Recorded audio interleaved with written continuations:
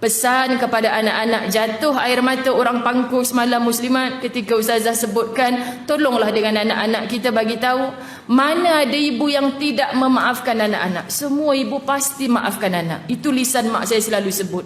Orang gila je yang kalau anak dia buat salah tak boleh maafkan. Kita dah menahan sakit 9 bulan 10 hari, keluar bertarung nyawa, darah terpercik di sana sini. Setakat anak sakitkan hati, takkan tak boleh maafkan. Ibu mesti maafkan anak-anak. Tapi mak saya pesan, mak ada Tuhan, kamu ada Tuhan, Tuhan yang sama, itulah Allah. Allah Maha melihat, Allah Maha mendengar. Allah tahu hati seorang ibu yang dilukai oleh anaknya muslimat. Walaupun ibu memaafkan, kalau berulang kali buat salah, patut kita dipesan jangan jatuh dalam lubang yang sama. Maksudnya apa muslimat? Kalau dah sekali buat salah, mak maafkan, jangan ulang lagi.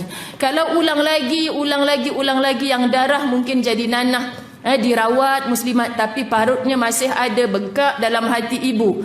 Hati ibu yang bengkak kesakitan ini muslimat dipandang oleh Allah. Sakitnya dulu dibalas begini oleh anak. Sakit susah payahnya dulu dibeginikan oleh anak. Allah tidak redha kamu membegitukan hamba yang beriman, itulah ibu kamu.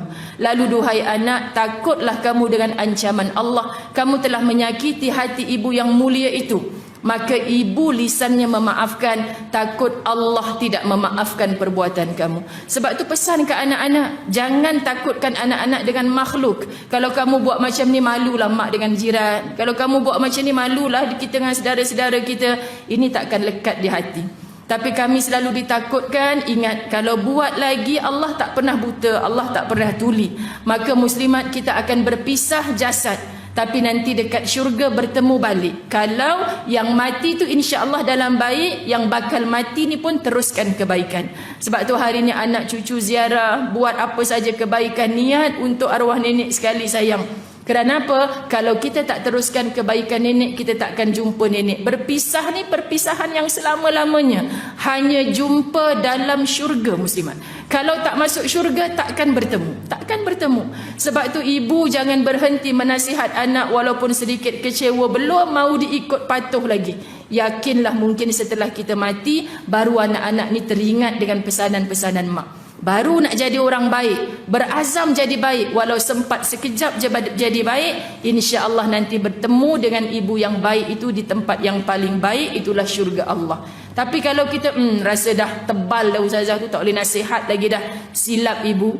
Allah yang maha membolak-balikkan hati. Ini hati yang beginilah muslimat dirahmati Allah. Kita nak pelajari sungguh-sungguh supaya walau siapa kita nampak rendah, tak ada kemuliaan di dunia, tapi Allah muliakan kita saat mati kita.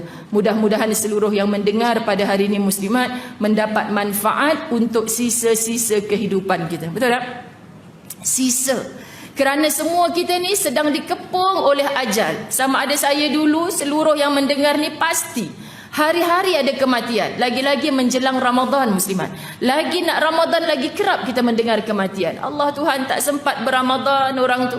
Patutlah dulu kita disuruh berdoa, wahai Allah, andai Ramadan ini yang terakhir buatku, jadikan ia pembuka pintu syurgamu untukku.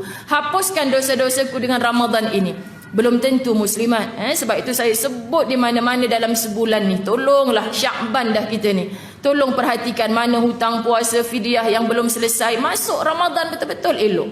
Kerana apa kata Nabi? Hanya ada 4 golongan yang tidak akan dirahmati dalam bulan Ramadan yang penuh berkat. Ini saya ambil peluang untuk bagi tahu muslimat, sebab kesian. Ada orang tak sabar-sabar nak Ramadan. Ustazah, hari ni 3 Syakban, kita tukar jadi 3 Ramadan. Boleh tak Ustazah? Ramadan sepanjang tahun pun tak apa. Sahabat-sahabat Nabi pun minta, Rasulullah, doamu tak pernah dihijab oleh Allah. Doalah minta Ramadan sepanjang tahun. Kalaulah Nabi angkat tangan doa begitu, muslimat demam kita hari ni. Ramadan sepanjang tahun. Jadi muslimat dirahmati Allah, Nabi tak pernah bertindak ikut sahabat kata doalah biar Ramadan sepanjang tahun.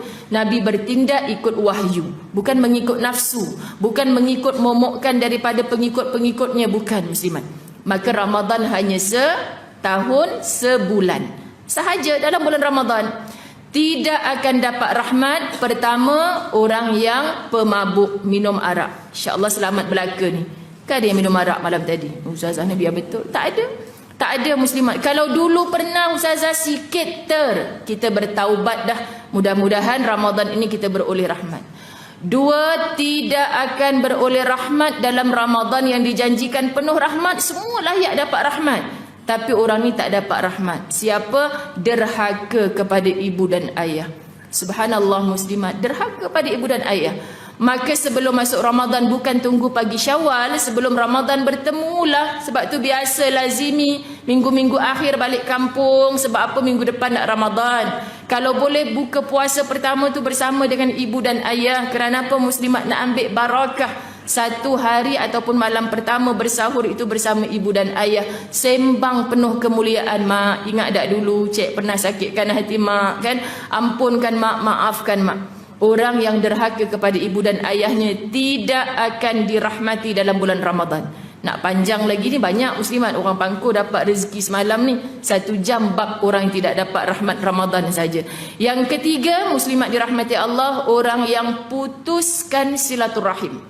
Biar puasanya bagai nak rak, biar sedekahnya berganda-ganda, biar tarawihnya 20 rakaat tiap malam, tidak mendapat rahmat Ramadan sebab dia putuskan silaturahim. Cek kita muslimat. Mana yang kita pernah, Allah Ustazah saya tak bertegur dengan jiran 3 tahun. Petang ni hantar cekodok kat rumah dia, tolong. Tak buka pintu Ustazah kan? Ada besok try lagi. Nanti 29 Syakban try lagi, ucapkan selamat berramadan muslimat. Dia tetap tak buka pintu. Allah tahu tak kita sedang berusaha. Mudah-mudahan di sisi Allah selesai. Walaupun hamba Allah itu masih keras hati tak mau memaafkan. Tolong ibu jangan masuk ke Ramadan dengan ada yang putus silaturahim di kalangan kita. Macam mana nak tahu putus silaturahim ke tidak tu? Hati ada benci. Saya Ustazah 40 jiran tapi rumah hujung tu tak pernah bertegur siapa. Benci ke dengan tu? Tak, bukan benci sebab dia keluar pagi balik malam tak pernah jumpa. Itu bukan putus silaturahim. Orang yang putus silaturahim ni yang memang menyampah. Tengok tengah angkat kain, nampak jiran balik, cepat-cepat masuk dalam rumah. Pasal apa? Ada benci lah tu. Muslimat, cek hati. Kalau ada benci hingga putus silaturahim, tolong perbaiki sebelum Ramadan. Akhir, ada sebesar zarah sifat dengki dalam hati. Ada dengki dalam hati, tak layak kamu mendapat rahmat dalam Ramadan. Siapa cakap? Nabi. Masya Allah muslimat. Tapi kita sibuk Ramadan Karim, penuh dengan kemuliaan Ramadan. Tapi perbuatanmu termasuk salah satu 4 golongan tu, Ramadan itu menjadi sia-sia, tidak layak kamu dirahmati Allah dalam bulan Ramadan. Maka muslimat Ustazah Zai dari hati menyeru sangat, tolong jangan ada yang masuk ke Ramadan dengan 4 golongan ini. Macam mana susah payah usahakan untuk clear dalam Syakban ni. Masuk Ramadan kita tersenyum, bukan zahirnya saja tapi hati kita penuh ketenangan. Sebab buat amal sikit pun Masya Allah rahmat. Buat amal sikit rahmat. Orang yang dimatikan dalam suasana rahmat bulan Ramadan penuh dengan kemuliaan muslimat.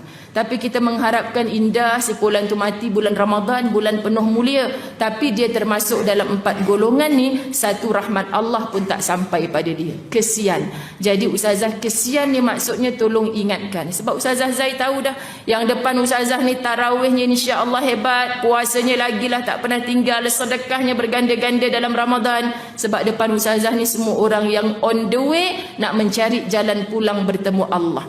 Tak ada jalan lain muslimat. Hanya Allah, Allah, Allah, nak cari redha Allah.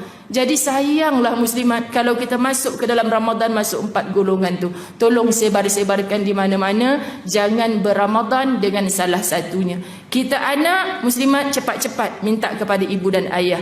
Kalau kita ibu dan ayah, tolong nasihatkan anak-anak. Kamu dah berapa bulan tak bertegur dengan ayah kamu tu. Kamu nak masuk ke dalam Ramadan macam ni. Ayah nasihatkan, berapa lama dah kamu sakitkan hati mak. Kalau kita kakak, abang, adik nasihatkan adik-beradik kita, jumpalah mak ayah. Kesian kamu lapar dahaga bulan puasa tak dapat rahmat apa. Siapa cakap? Ustazah Zai pinjam kata-kata Nabi Muhammad sallallahu alaihi wasallam.